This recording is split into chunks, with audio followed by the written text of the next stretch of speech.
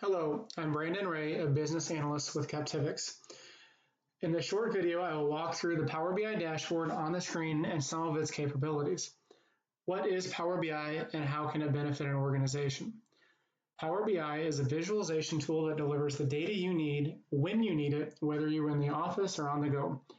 Because Power BI is so user-friendly, it allows the staff and leadership alike to forecast, create insights, and implement a plan of action on a wide range of business areas.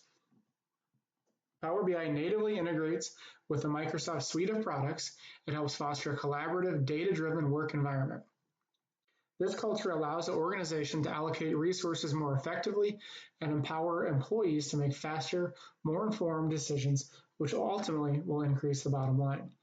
Since Power BI license costs are only $10 a month per user, it provides an excellent ROI. The ROI is further enhanced by how quickly Power BI can be implemented. Next, I will show you some of the key features of the product. As you can see, Power BI is a great visualization tool, but please keep in mind the underlying model can compile data from multiple disparate sources.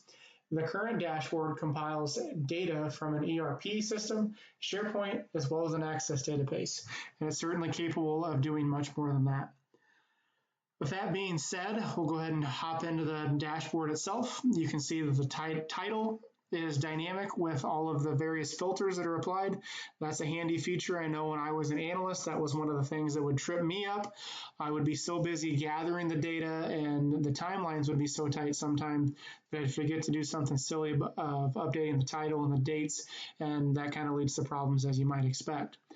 So what you can do is you can set this up to be dynamic. The filters at the top will control all of the visuals here. So that's a great feature.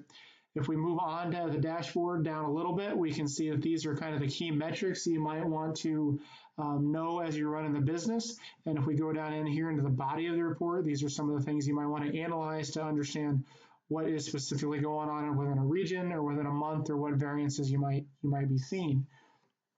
With that, let's go ahead and touch on the filters a little bit. Focus on all of these reports, so these will control everything. I want to do month to date versus year to date, I can do that. So as you can see, everything updated. The reason I really like this feature is because a lot of times working within industry, you're going to want to see everything by month to date as well as year to date. Both have their reasons why you would want to look at that, but that also means that the analyst or whoever's responsible for the reports typically has to maintain two variations of the report. So that can be cumbersome as well as time consuming. So this eliminates that feature and makes the team a little more efficient. I just want to go ahead and get rid of that. We can go ahead and go back to year to date, and then what I can do is the visuals are great for going ahead and spotting trends.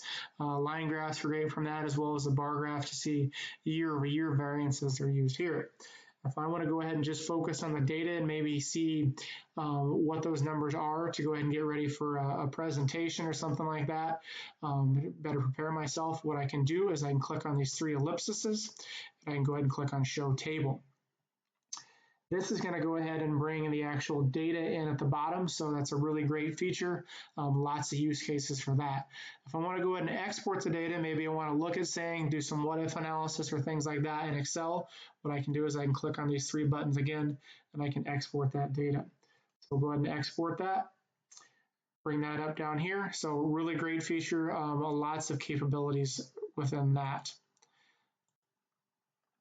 Go ahead and clear this back out. Another thing that I can do is just go back to the report.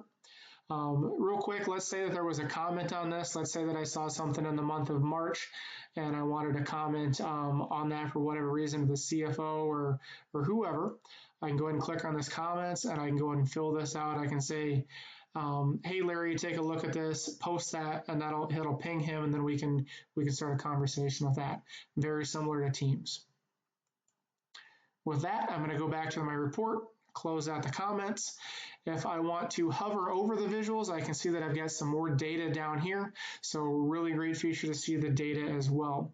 I can also click on the data. So let's say that I wanted to look at March. Maybe I wanted to see what was driving that year-over-year increase. I can hold the control key and we can see that that's going to filter the rest of those visuals. So now we can see which one's actually driving that. If I want to go ahead and unclick that, I can either click on March or I can just click on any white space out here. And again, we can see that we're back to square one. Another great feature of Power BI is the ability to do some top 10 analysis. So that's a native feature. Everything's point and click. You don't have to do any fancy code work. So if I want to go ahead and look at customers, right now I'm looking at product, I can just toggle that, and now I'm looking at customers. So great way using these toggles to display a lot of information, meet a lot of needs for different people in a very, very tight real estate space. Next, what I can do is I can go ahead and explore this table a little bit. As you can see, this is kind of the meat and potatoes of the dashboard itself. I can color code these with conditional formatting as well as add some data bars. Very similar to Excel, any feature that you see there will be in this dashboard as well, only enhanced of course. I can also add these KPI visuals as well. If I want to go ahead and expand that out, again, we're going to use the focus mode. I can drill down in on this using either the buttons or the ones up here. Either or are fine. I can click on South and sort these accordingly. I can drill that in on corporate. Maybe I want to see what's driving my variances. A lot of use cases for this guy. If I want to go ahead and go back to my report, I can do that as well. So now we can see that we're expanded out. This may be a case when I don't know what filters I've applied. So I can do that a couple ways. I can either click on the filters, expand this out. I can see all of the filters that apply to that visual. Really great feature. I wish Excel had that. I can either expand that back. If I want to reset this dashboard, I can click on this, and now we're back to square one. So sometimes you get down the rabbit hole and you just want to get back to where you started from. So really nice feature. Another great feature about this is the ability to drill up and down accordingly. If I just want to drill down into the visuals, I don't want to see the supporting layers of details. You can see how I can go down to category, subcategory, and down into the customer and even the products they want to go if I want to keep going. So that's a great way to explore the visuals and the data organically. Sometimes when you're looking at the data, you're not quite sure where you want to go and where it might lead you. So really, really great way to be fluid about this. Let's say that I have a particular slice of the data that I want to view. So I can go ahead and create my own custom dashboard just for me. I don't have to affect everything else that the team sees.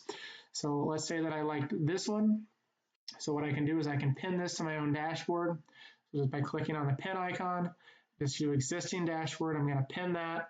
And I also want to pin this one as well. So what am I doing? I'm making a custom visualization or a custom dashboard for myself. And what I can do is I can just click on go to dashboard and we can see how that works. So these are the two visuals that are most important to me out of that dashboard. So I can go ahead and make that for myself. Maybe I want to look at them like this or like that. However I want to do it, it's easy to just drag and drop again. No coding's involved. Everything is just drag and drop, point and click. Maybe if I'm on my desktop, I've got a lot more real estate. I can scatter some more visuals out here. But if on a phone, maybe I'm on the go, I'm in airports, I'm a sales rep, I'm never in the office. So what I can do is I can click on these three dots that I can go ahead and do on mobile view.